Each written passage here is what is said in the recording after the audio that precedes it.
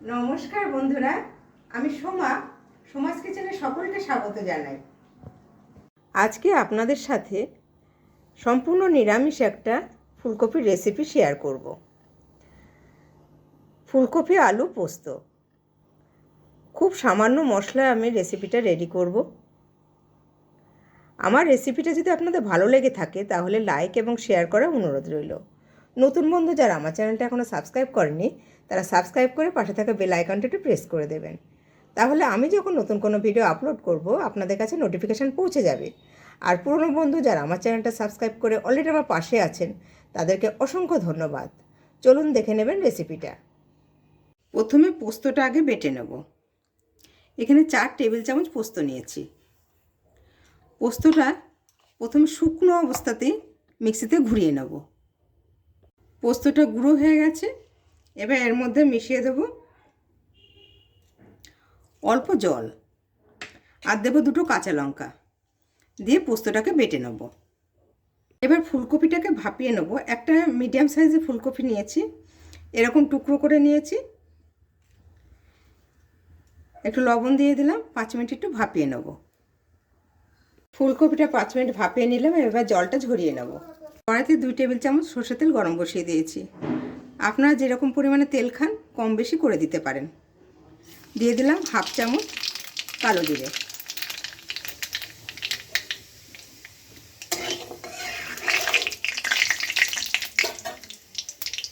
কালো জিরে ভাজা গন্ধ বেরিয়ে গেছে। একটা বড় সাইজের আলু ছোট ছোট টুকরো করে নিয়েছি, সেটা দিয়ে ভেজে নেব।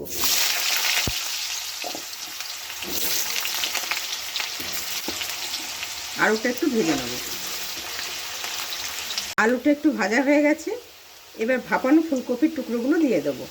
ফুলকপিটা এমনভাবেই ভাপাবেন যেন শক্ত থাকে, একেবারে যেন নরম না হয়ে যায়, তাহলে কিন্তু ভালো লাগবে না খেতে। ঠিক এরকমভাবে যেন ভাপানোটা হয়। এবার ফুলকপির টুকরোগুলো দিয়ে দেবো।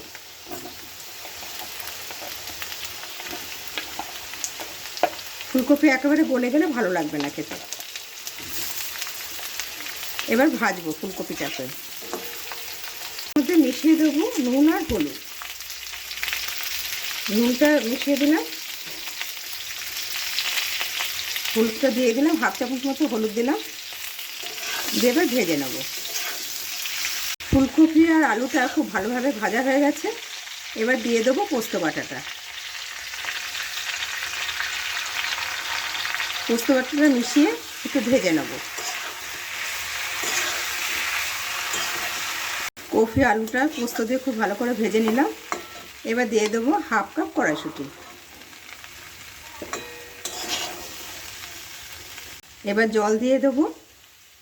মিক্সির বাটিটা ধুয়ে জল দিয়ে দিলাম, আর 1/2 কাপ মতো জল দেব। টোটাল 1 কাপ মতো জল দিলাম।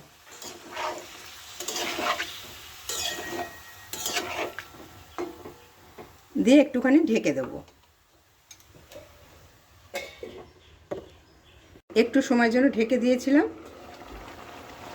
এবার দিয়ে দেবো 2টো কাঁচা লঙ্কা ভেঙে দিয়ে দিলাম।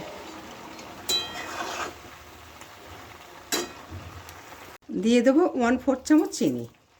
এটা মিষ্টি হবে না, কিন্তু নুন মিষ্টি ব্যালেন্সটা হবে।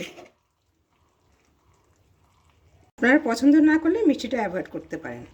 এবার মিশিয়ে দেবো ধনে পাতা। 2 টেবিল চামচ মতো ধনে পাতা দিলাম, আর 1 টেবিল চামচ কাঁচা সর্ষের তেল ছড়িয়ে দিলাম। ভালো করে মিশিয়ে দেবো। হয়ে গেছে, গ্যাসটা অফ করে দেবো। আমার ফুলকপি আলু পোস্ত রেডি। আবার আসবো নতুন কোনো রেসিপি নিয়ে। সকলে ভালো থাকবেন, সুস্থ থাকবেন। নমস্কার।